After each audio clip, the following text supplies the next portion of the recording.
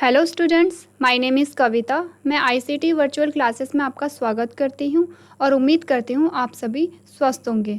So class, आज हम discuss करेंगे चैप्टर नंबर 11 के क्वेश्चन एंड आंसर। जो कल हमने पढ़ा था कि उत्सर्जी तंत्र के बारे में हमने देखा था। हमारा जो उत्सर्जी तंत्र है वो मेन हमारी किडनी थी। इसके अलावा हमने देखा था हमारे शरीर से जो उत्सर्जित होने वाले पदार्थ होते हैं वो 3 मेनली होते हैं। सबसे पहले हमने देखा था कार्बन डाइऑक्साइड। कार्बन डाइऑक्साइड को जो हमारे फेफड़े होते हैं वो शरीर से बाहर करते हैं। नेक्स्ट जो हमारे पास आया था, हमने देखा था जो पसीना होता है वो भी हमारा उत्सर्जी पदार्थ होता है जो कि स्वेट ग्लैंड से रिलीज़ होता है और हमारी त्वचा के द्वारा बाहर निकल जाता है। नेक्स्ट जो हमने देखा था यूरिया और अन्य अवशिष्ट पदार्थ जो कि किडनी के द्वारा बाहर निकाल दिए जाते हैं। इस चैप्टर में हमने सारे ही टॉपिक कंप्लीट कर लिए थे और आज हम इस चैप्टर से रिलेटेड क्वेश्चन एंड आंसर्स करेंगे। तो चलिए चलते हैं स्मार्ट बोर्ड की तरफ। तो हमारे पास सबसे पहला जो क्वेश्चन नंबर 1 आता है वो आता है, निम्नलिखित में से हमारे शरीर में मुख्य परिसंचरण द्रव्य कौन सा है। यानी कि यहाँ पे हमें बताया गया है, यहाँ पे हमें बताना है जो मुख्य परिसंचरण द्रव्य है वो कौन सा है। तो आपके पास ऑप्शन में है प्लाज्मा, लिम्फ, रक्त और इनमें से कोई नहीं।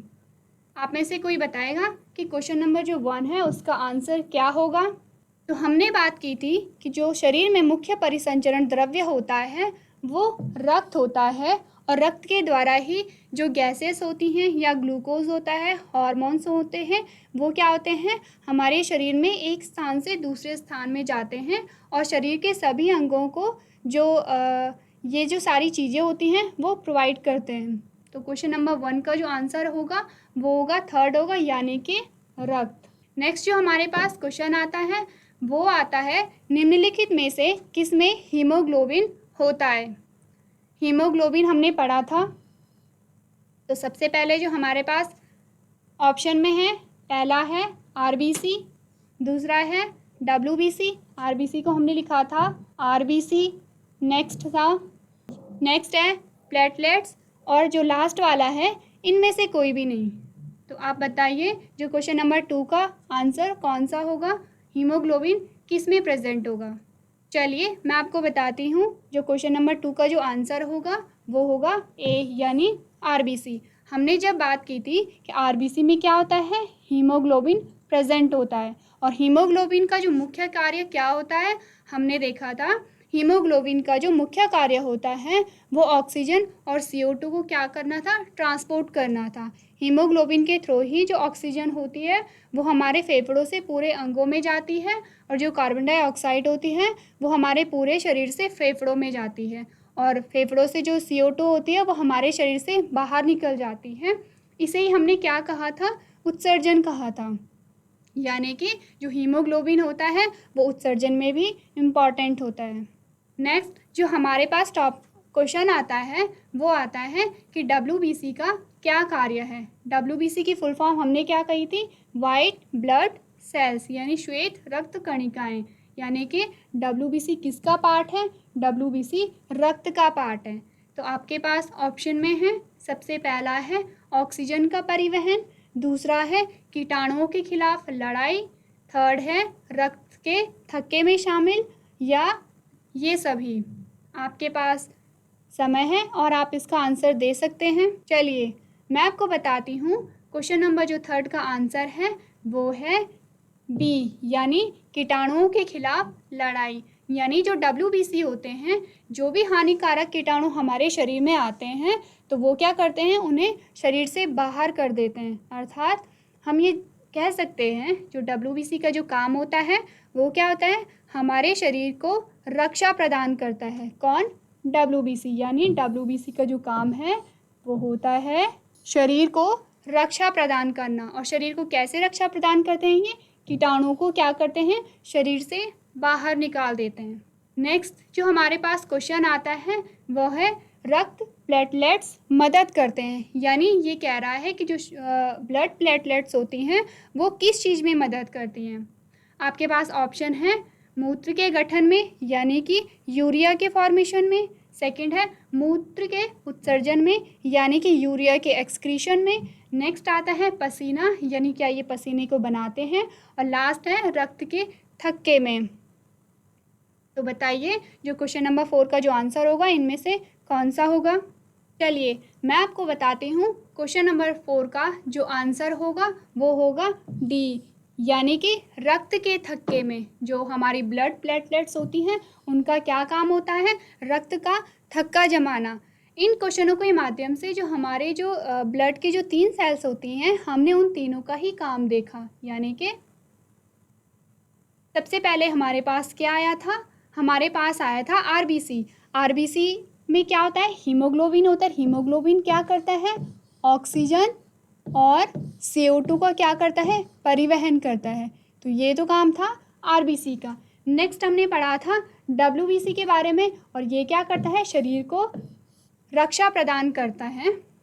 नेक्स्ट जो हमने पढ़ा रक्त प्लेटलेट्स यानी ब्लड प्लेटलेट्स, वो क्या करती हैं, शरीर में थक्का जमाती हैं। थक्का हम किसे कहते हैं, जब भी हमारे शरीर में जैसे चोट लग जाती है और वहाँ से रक्त निकलने लगता है तो हम देखते हैं कुछ समय बाद वहाँ पे कुछ थ्रेड टाइप स्ट्रक्चर बन जाते हैं और वहाँ पे खून निकलना बंद हो जाता है। तो उसी को हम कहते हैं रक्त का थक्का जमना। नेक्स्ट जो हमारे पास क्वेश्चन आता है वो है वह पेशीय नली जिसके द्वारा संचित मूत्र शरीर से बाहर निकलता है वो क्या कहलाती है। सबसे पहला हमारे पास आता है वृक्क आता है, यानी ये क्वेश्चन कह रहा है कि जो हमारे शरीर से जो यूरिया बाहर निकलता है वो किससे निकलता है। सबसे पहले हमारे पास आता है वृक्क, दूसरा आता है मूत्रवाहिनी, तीसरा आता है मूत्रमार्ग और चौथा आता है मूत्राशय। आप सभी इनमें से बताएंगे कि जो क्वेश्चन नंबर 5 है उसका आंसर क्या होगा। चलिए मैं आपको बताती हूँ क्वेश्चन नंबर जो 5 का आंसर होगा वो सी होगा, क्योंकि इसके नाम से ही इंडिकेट कर रहा है मूत्र मार्ग, यानी कि जो यूरिया के जाने का जो रास्ता होता है उसे हम कहते हैं मूत्र मार्ग। यहीं से जो हमारा यूरिया होता है वो शरीर से बाहर निकलता है। नेक्स्ट जो हमारे पास क्वेश्चन आता है वो है वे पाइप की तरह होते हैं जिसमें विशेष कोशिकाओं के समूह होते हैं। वे पदार्थ का परिवहन करते हैं और पौधों में दो तरफा यातायात बनाते हैं। निम्नलिखित में से कौन सा शब्द ऊपर वर्णित सुविधाओं के लिए योग्य है। यानी ये जो क्वेश्चन कह रहा है, ये कह रहा है कि कोई एक स्ट्रक्चर है, कोई एक संरचना है जो पाइप की तरह होती है दिखने में। इसमें क्या होती है, विशेष कोशिकाओं का समूह है ये। अब हमें ये पता चल रहा है कि ये एक कोशिका नहीं है, ये कोशिकाओं का समूह है। और कोशिकाओं के समूह को हमने कहा था, क्या कहा था, ऊतक। ऊतक कहा था हमने। कौन कौन सी यहाँ पे जानकारी आई, पाइप की तरह होते हैं, कोशिकाओं का समूह होता है, और जो सबसे मेन होते हैं ये पदार्थ का परिवहन करते हैं। और कौन सा परिवहन करते हैं, दो तरफा यातायात करते हैं, यानी कि दोनों तरफ ये ट्रांसपोर्ट करते हैं। तो निम्नलिखित में से ये कौन सी जो संरचना है जो ये सभी कार्य करती है। पहला आपके पास आता है जाइलम ऊतक, दूसरा आता है संवहनी ऊतक, तीसरा आता है जड़बाल और चौथा आता है फ्लोएम ऊतक। अब आप बताएंगे क्वेश्चन नंबर जो 6 का आंसर है वो इनमें से कौन सा है। चलिए मैं आपको बताती हूँ क्वेश्चन नंबर जो 6 का आंसर है वो फ्लोएम है, क्योंकि फ्लोएम में क्या होती हैं, दो तरफा यातायात करता है फ्लोएम। और किस चीज़ का यातायात करता है, ये करता है फूड का करता है, और किसका करता है, मिनरल्स का करता है, और किसका करता है, ये करता है हार्मोन्स का। ओके।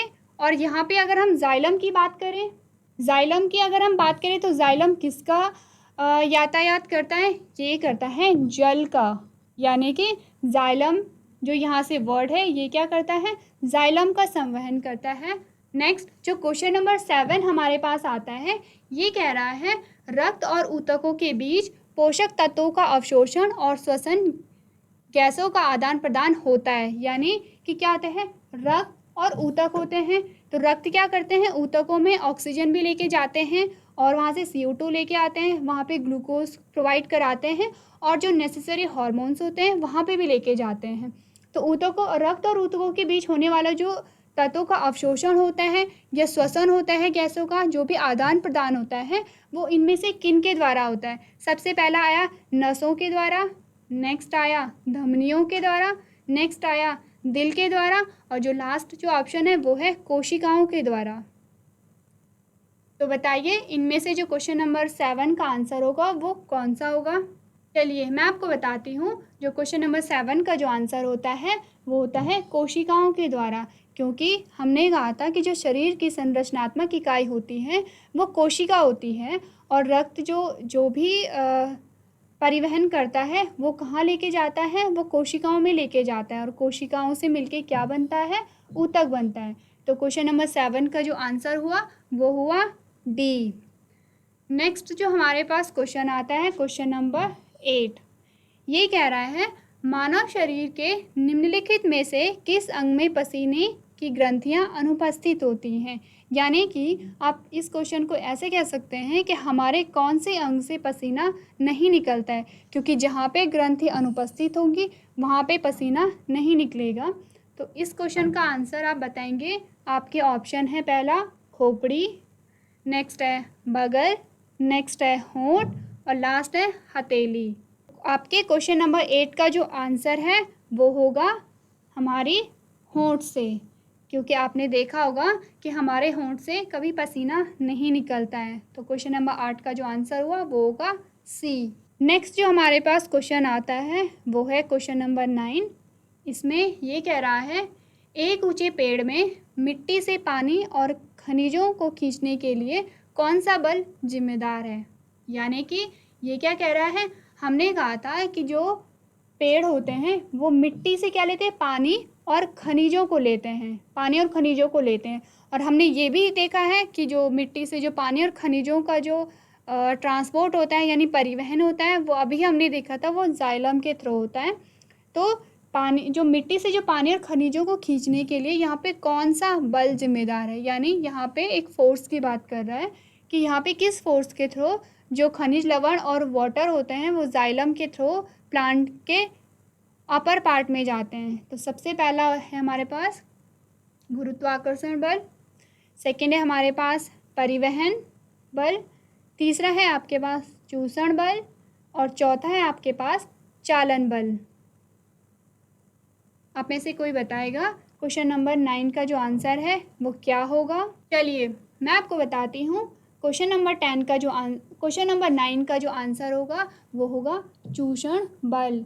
यानी कि यहाँ पे चूषण बल कैसे हो गया है, हमने एक प्लांट की संरचना देखी थी, कुछ ऐसे होती है, और यहाँ पे एक फ्लावर है, यहाँ पे इसकी जड़ें हैं, और हमने देखा था कि जो पानी कहाँ से निकलता है, इन पत्तियों से निकलता है।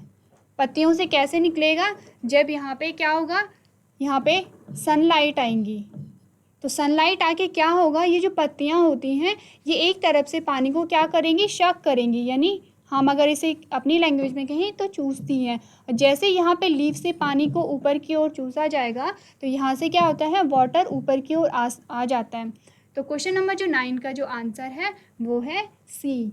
नेक्स्ट जो हमारे पास क्वेश्चन आता है क्वेश्चन नंबर 10, उसमें क्वेश्चन नंबर 10 कह रहा है कि मछली जैसे जलीय जंतु अपने अपशिष्ट को गैसीय रूप में उत्सर्जित करते हैं, यानी वो कौन सी गैस होती है। यहाँ पे हमारे पास ऑप्शन दिए गए हैं, पहला है ऑक्सीजन, दूसरा है हाइड्रोजन, तीसरा है अमोनिया, और चौथा है नाइट्रोजन। कल मैंने आपको बताया था कि जितने भी लिविंग ऑर्गेनिज्म होते हैं वो क्या करते हैं, उनमें ट्रांसपोर्ट भी होता है यानी परिवहन भी होता है, और उनमें क्या होते हैं, उत्सर्जन भी होता है। परंतु जो उत्सर्जित जो पदार्थ होते हैं वो अलग अलग ऑर्गेनिज्म में अलग अलग होते हैं। तो मैंने आपको जलीय जंतु के बारे में बताया था कि जो जलीय जंतु अपशिष्ट पदार्थ जो उत्सर्जित करते हैं उसका क्या नाम होगा। चलिए मैं आपको बताती हूँ, जो क्वेश्चन नंबर 10 का जो आंसर होगा वो होगा सी, यानी कि अमोनिया। हमने पढ़ा था कि अमोनिया में जो अवशिष्ट पदार्थ जो होता है वो उन्हीं में होता है जो जलीय जंतु होते हैं, क्योंकि जब भी अमोनिया को अगर शरीर से बाहर निकालना होता है तो उसके लिए बहुत सारे पानी की आवश्यकता होती है, इसलिए जो अवशिष्ट पदार्थ होता है अमोनिया वो जलीय जीवों में होता है। तो क्वेश्चन नंबर 10 का जो आंसर है वो है सी।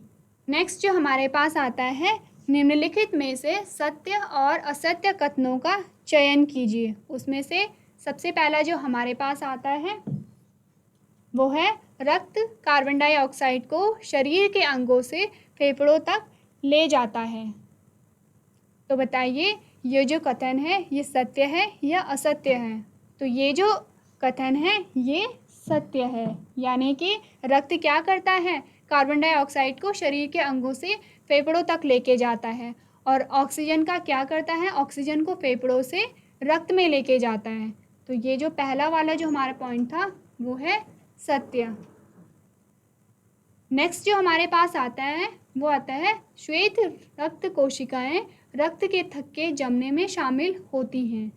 श्वेत रक्त कोशिकाओं को हमने क्या कहा था, WBC। तो अभी हमने एक क्वेश्चन सॉल्व किया था जिसमें हमने WBC के काम को बताया था कि जो WBC का जो फंक्शन होता है वो क्या होता है। तो जो क्वेश्चन नंबर 2 था जिसका हमने कहा श्वेत रक्त कोशिकाएं रक्त के थक्के जमने में शामिल होती हैं, तो ये जो इसका जो आंसर होगा ये होगा गलत, क्योंकि जो श्वेत रक्त कणिकाएं होती हैं ये क्या प्रदान करती हैं, रक्षा प्रदान करती हैं।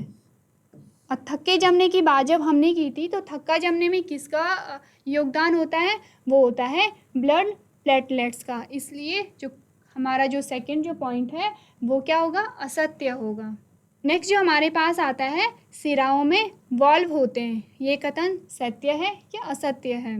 तो ये जो क्वेश्चन ये जो पॉइंट नंबर 3 है, ये जो कथन है ये सत्य है। जो शिराएं होती हैं, जब हमने पढ़ा था परिसंचरण तंत्र के बारे में पढ़ा था, तो हमने 3 चीज़ों की बात की थी। सबसे पहले रक्त की बात की थी, उसके बाद हमने जो ब्लड वेसल्स की बात की थी, और लास्ट हमने हार्ट की बात यानी हृदय की बात की थी। तो हमने कहा था कि जो ब्लड वेसल्स होती हैं वो 3 प्रकार की बात की थी। पहला हमने कहा था धमनी की बात की थी, दूसरा हमने सिराओं की बात की थी, और तीसरी जो होती है वो हमने कैपिलरी की बात की थी। तो धमनी में हमने कहा था धमनी में हमेशा ऑक्सीजनेटेड ब्लड ही रहता है, यानी कि धमनी क्या करेगी, ऑक्सीजनेटेड ब्लड को एक जगह से दूसरी जगह लेके जाती है।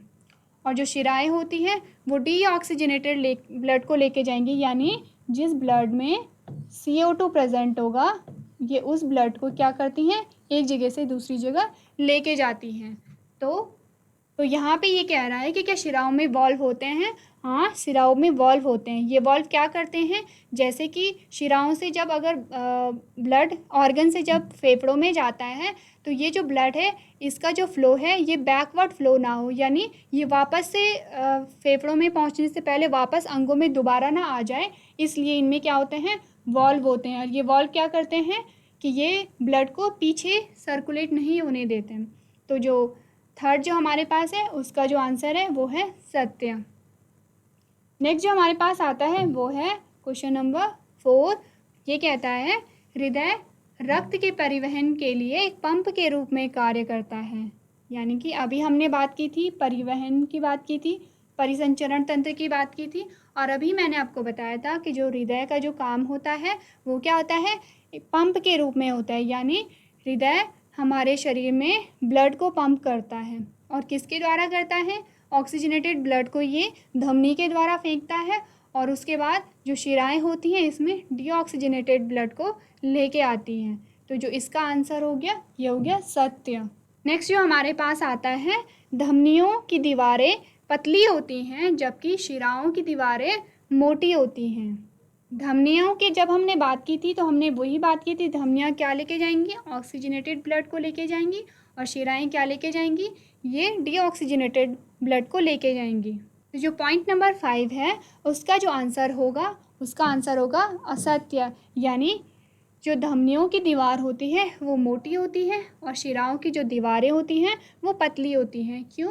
क्योंकि धमनियों में क्या होता है, ऑक्सीजनेटेड ब्लड बहता है, और ऑक्सीजनेटेड ब्लड का फ्लो बहुत ज़्यादा होता है, यानी ऑक्सीजनेटेड ब्लड बहुत तेज़ी से बहता है, इसलिए जो धमनियों की दीवारें होती हैं वो मोटी होंगी। यहाँ पे पतली है तो यहाँ पे पतली नहीं, यहाँ पे मोटी होंगी, और जो शिराओं की जो दीवारें हैं वो क्या होंगी, पतली होंगी। तो जो पॉइंट नंबर 5 है वो है असत्य। नेक्स्ट जो हमारे पास आता है मानव हृदय में 2 कक्ष होते हैं, एक अलिंद और एक निलय। तो जब हमने मानव हृदय के बारे में पढ़ा था तो हमने क्या पढ़ा था कि मानव के हृदय में कितने कक्ष होते हैं, 4 कक्ष होते हैं। कितने? 4। तो इसका मतलब ये जो पॉइंट नंबर 6 है ये है असत्य। हमने पढ़ा था कि वो 4 कौन कौन से होते हैं? 2 निलय हो गए, यानी हमारे पास 2 अलिंद आते हैं और 2 निलय आते हैं। अलिंद जो होते हैं, जो 2 ऊपर के वाले पोर्शन होते हैं उन्हें हमने अलिंद कहा था, और जो नीचे वाले पोर्शन होते हैं उन्हें हमने क्या कहा था?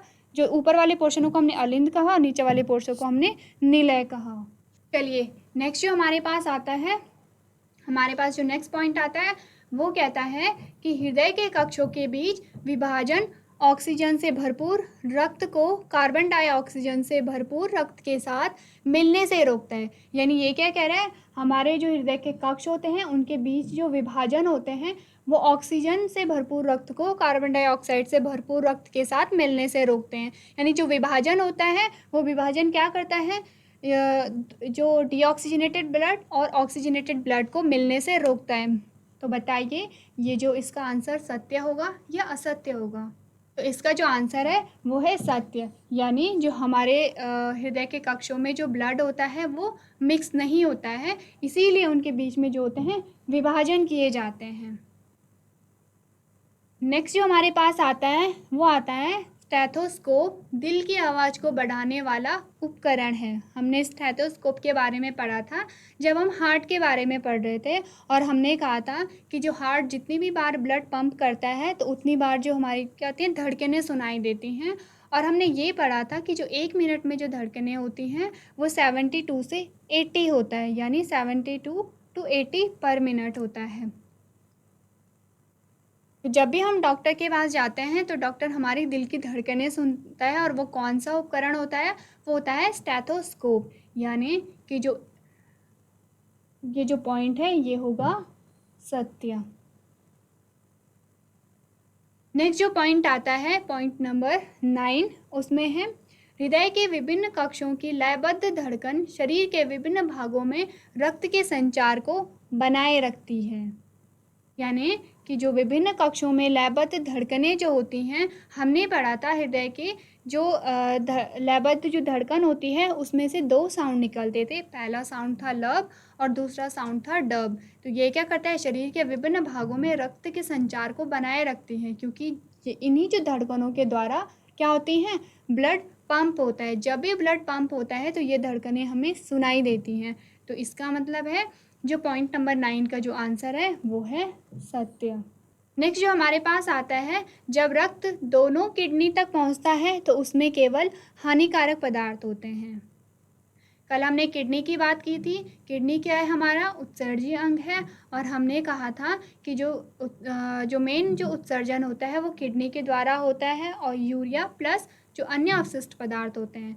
तो हमने ये पढ़ा था कि जब किडनी में जब ब्लड पहुंचता है तो उसमें क्या होते हैं? हानिकारक पदार्थ भी होते हैं और लाभदायक पदार्थ भी होते हैं। यानी कि किडनी में क्या होती है? फिर छन्नी होती है, और उसमें से क्या होता है कि जो यूज़फुल मटेरियल होता है जैसे ग्लूकोज हो गया या फिर सोडियम पोटेशियम आयंस हो गए हैं, तो वो क्या करते हैं? फिर से हमारे ब्लड में पहुंच जाते हैं, यानी वहाँ पे रीएब्जॉर्प्शन हो जाता है।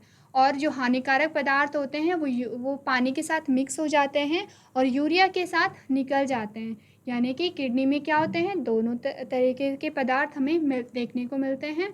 तो इसका मतलब जो पॉइंट नंबर 10 है उसका जो आंसर होगा वो होगा असत्य। नेक्स्ट जो हमारे पास आता है पॉइंट नंबर 11, इसमें है पक्षी, छिपकली और सांप एक अर्धठोस सफ़ेद रंग के यौगिक यानी यूरिक एसिड का उत्सर्जन करते हैं। जब हमने बात की थी कि जो विभिन्न प्रकार के जो प्राणी होते हैं उनमें जो उत्सर्जी पदार्थ होता है वो भिन्न भिन्न होता है। तो जब भी हमने देखा है कि अब पक्षी के अगर आप देखें कि जो उसकी एक्सक्रीटरी मटेरियल को हम देखें तो वो क्या होता है? अर्धठोस सफ़ेद रंग यौगिक के रूप में होता है। इसका मतलब जो पॉइंट नंबर 11 का जो आंसर है वो है सत्य।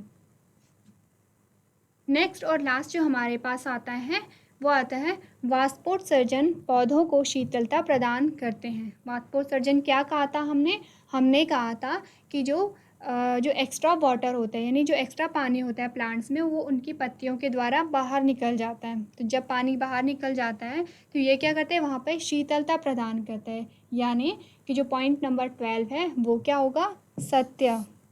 यहाँ पे पहला जो पॉइंट है वो है रक्त वह द्रव्य है जो डैश में प्रभावित होता है, यानी रक्त कहाँ प्रभावित होता है? रक्त होता है रक्त वाहिनिकाएं। रक्त वाहिनिकाएं ही क्या होती हैं? ब्लड को सर्कुलेट करती हैं। नेक्स्ट जो हमारे पास आता है, नेक्स्ट जो पॉइंट नंबर 2 हमारे पास आता है, डैश ऑक्सीजन से बनकर उसका परिवहन करता है। तो जो ऑक्सीजन से बनकर हमने कुछ देर पहले बात की थी कि जो ऑक्सीजन का जो परिवहन होता है वो किससे होता है? वो हीमोग्लोबिन से होता है, यानी कि हीमोग्लोबिन ऑक्सीजन से बनकर उसका परिवहन करता है और शरीर के विभिन्न भागों में उसे लेके जाता है। यानी क्वेश्चन नंबर 2 का जो आंसर है वो है हीमोग्लोबिन। नेक्स्ट जो हमारे पास आता है पॉइंट नंबर 3, उसमें है डैश कीटाणुओं से लड़ना। यानी कीटाणु से लड़ना किसका काम है? अभी जब हमने ब्लड सेल्स की बात की थी तो हमने 3 टाइप के ब्लड सेल्स की बात की थी, उसमें से और थर्ड जो होती हैं वो ब्लड प्लेटलेट्स होती हैं। तो यहाँ पे आरबीसी को हमने क्या कहा था? आरबीसी क्या करता है? ऑक्सीजन का परिवहन करता है।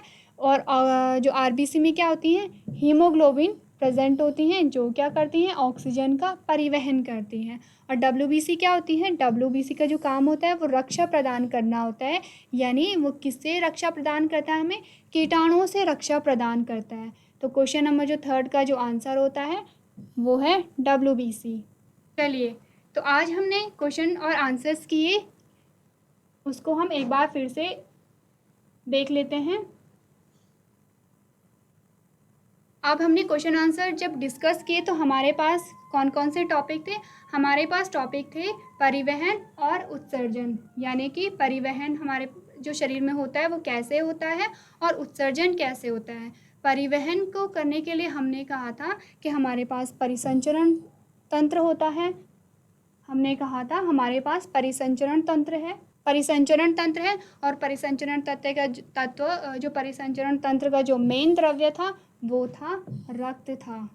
और इसके अलावा हमने कहा था कि जो परिसंचरण तंत्र के साथ रक्त के साथ साथ रक्त वाहिनिकाएं भी थी और हार्ट भी था। जब हमने हार्ट की बात की तो हमने कहा कि जो हार्ट होता है वो 4 चैम्बर्ड होता है और उसमें क्या क्या होते हैं? 2 अलिंद होते हैं और 2 निलय होते हैं। तो अलिंद की जो पोर्शन हमने बताया था वो क्या बताया था? अलिंद ऊपर के पोर्शन में होते हैं और जो निलय होते हैं वो नीचे के पोर्शन में होते हैं।